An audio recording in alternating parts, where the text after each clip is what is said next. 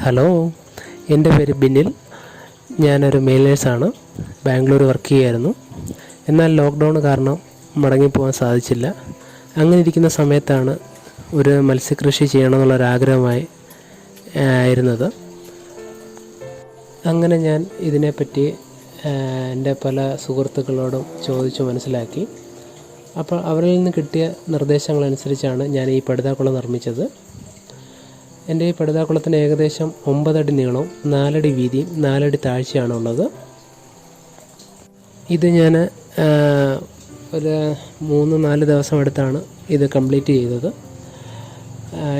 ഇതിൽ ഉള്ള മണ്ണ് തന്നെ നമ്മൾ പുറത്ത് കളയാതെ ആ മണ്ണ് നമ്മളൊരു ചാക്കിൽ, പഴയ സിമൻറ്റ് ചാക്കിൽ നിറച്ച് ഒരു ബൗണ്ടറി പോലെ തിരിച്ചാണ് നമ്മൾ കുളം നിർമ്മിച്ചേക്കുന്നത്.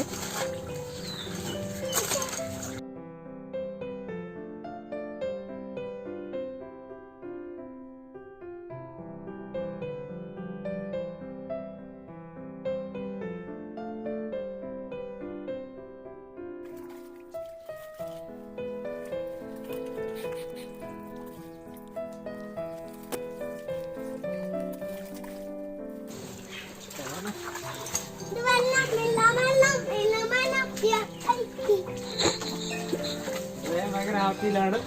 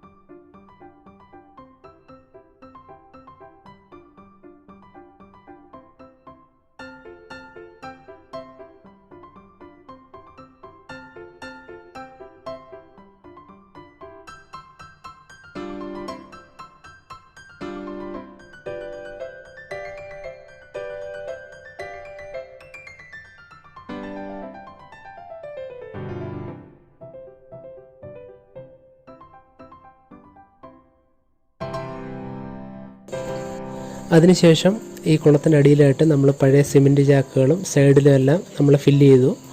കാരണം എന്ന് വെച്ചാൽ അതിൽ നമ്മൾ ചെറിയ ചെറിയ കല്ലുകൾ കൊണ്ട് കയറാനുള്ള ചാൻസ് കൂടുതലാണ്. അങ്ങനെ കൊണ്ട് കയറിയാൽ ഈ പടുതാക്കുളം പെട്ടെന്ന് കീറിപ്പോവും. അപ്പോൾ അതുകൊണ്ടാണ് നമ്മൾ ഈ പഴയ ചാക്കുകൾ, തുണികൾ, അങ്ങനെ അല്ലെങ്കിൽ പഴയ ടാർപോളിൻ അങ്ങനെയൊക്കെ നമ്മൾ അകത്ത് ഫില്ല് ചെയ്യുകയാണെങ്കിൽ നമ്മൾ ഈ ടാർപോളിൻ കീറുന്നത് നമുക്ക് ഒഴിവാക്കാൻ പറ്റും.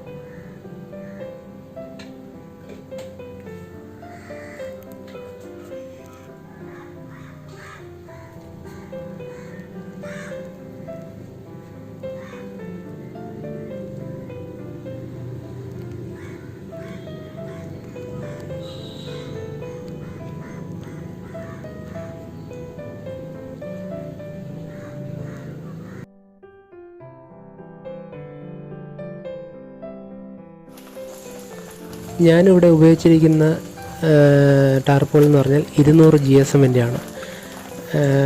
കാരണം എന്ന് വെച്ചാൽ 200 GSM എങ്കിലും കുറഞ്ഞത് ഉപയോഗിക്കണം. ഇല്ലയെന്നുണ്ടെങ്കിൽ നമ്മുടെ ടാർപോളിൻ കീറിപ്പോകാനുള്ള ചാൻസ് പെട്ടെന്ന് നശിച്ചു പോകും. 200 തൊട്ട് മേളിലോട്ട് നമുക്ക് എത്ര GSM വേണമെങ്കിലും ഉപയോഗിക്കാം. കുറഞ്ഞത് 200 GSM എങ്കിലും നമ്മൾ ഉപയോഗിച്ചിരിക്കണം. അതിനുശേഷം നമ്മൾ ടാർപോളിന് അടിയിൽ വിരിച്ചു. വിരിച്ചതിന് ശേഷം അതിൽ വെള്ളം നിറച്ചു. വെള്ളം നമ്മൾ ഏകദേശം ഒരാഴ്ചയോളം നമ്മൾ വെള്ളം കെട്ടി നിർത്തി. കാരണം എന്ന് വെച്ചാൽ ഈ ടാർപോളിനകത്ത് ചെറിയ ചെറിയ കെമിക്കൽസ് ഉണ്ട്. അപ്പോൾ ഇത് മീനുകളെ വളരെയധികം ദോഷം ചെയ്യും. അപ്പോൾ അതുകൊണ്ടാണ് നമ്മൾ ഒരാഴ്ചയോളം വെള്ളം കെട്ടി നിർത്തിയിട്ട് ആ വെള്ളം നമ്മൾ പമ്പ് ചെയ്ത് പുറത്ത് കളയും. അങ്ങനെ പമ്പ് ചെയ്തതിന് ശേഷം പുതിയ വെള്ളം നമ്മൾ നിറച്ചു. അപ്പം വെള്ളത്തിൻ്റെ pH ലെവൽ നമ്മൾ ചെക്ക് ചെയ്ത് നോക്കിയപ്പോൾ വെള്ളത്തിൻ്റെ pH ലെവൽ 4.5 ആയിരുന്നു. അപ്പോൾ നമ്മൾ ആ pH ലെവൽ കൂട്ടാൻ വേണ്ടി കുമ്മായം കലക്കിയതിന് ശേഷം അതിൻ്റെ തെളിവെള്ളം കോരി നമ്മൾ കുളത്തിലൊഴിച്ചു. അപ്പോൾ നമ്മുടെ pH ലെവൽ 7 വന്നെത്തി. ഈ മീനുകൾക്ക് ജീവിക്കാൻ പറ്റിയ ഒരു pH ലെവൽ എന്ന് പറഞ്ഞാൽ 7 ആണ്. അപ്പോൾ 7 താഴ്ന്നു പോയി കഴിഞ്ഞാൽ മീനുകൾ ചത്തുപോകാനും അല്ലെങ്കിൽ 7 കൂടിയാൽ ചിലപ്പോൾ മീനുകൾ ചത്തുപോകാനുള്ള ചാൻസുകൾ കൂടുതലാണ്. അപ്പോൾ അതുകൊണ്ട് നമ്മളെപ്പോഴും pH ലെവൽ മെയിൻറ്റെയിൻ ചെയ്തിരിക്കണം. നമ്മളിതിൽ പരീക്ഷണാടിസ്ഥാനത്തിൽ 50 മീനുകളെയാണ് നമ്മൾ ഇതിലേക്ക് നിക്ഷേപിച്ചത്.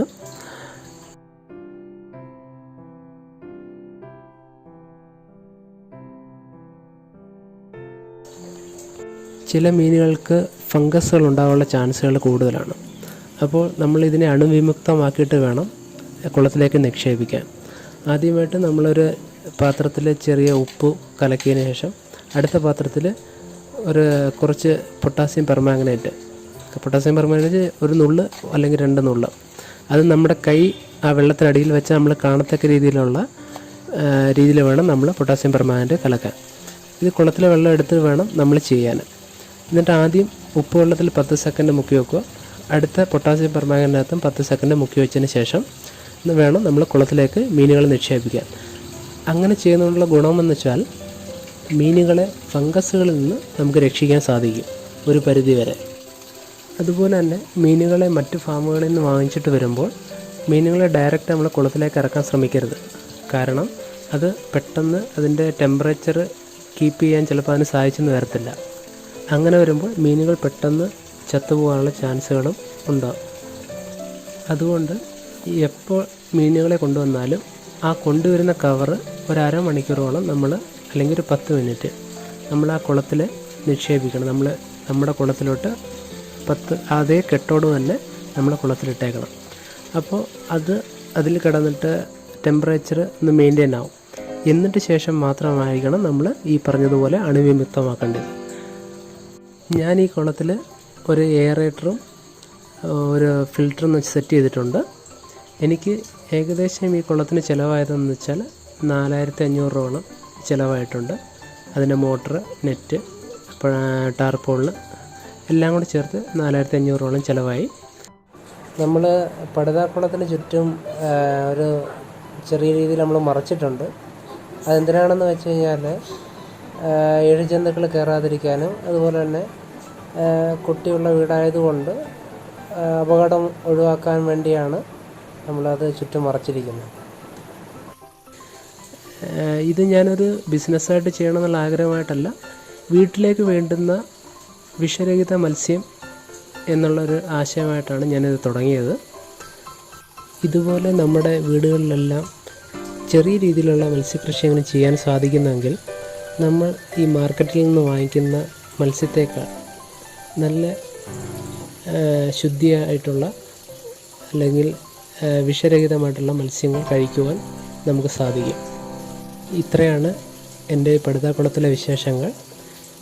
നിങ്ങൾ ആദ്യമായിട്ടാണ് ഈ വീഡിയോ കാണുന്നതെങ്കിൽ ചാനൽ സബ്സ്ക്രൈബ് ചെയ്യുക, തൊട്ടടുത്തുള്ള ബെൽ ഐക്കണിൽ അമർത്തുക. അങ്ങനെയെങ്കിൽ ഞങ്ങൾ ചെയ്യുന്ന പുതിയ വീഡിയോസുകൾ നിങ്ങൾക്ക് നോട്ടിഫിക്കേഷനായിട്ട് ലഭിക്കുന്നതായിരിക്കും.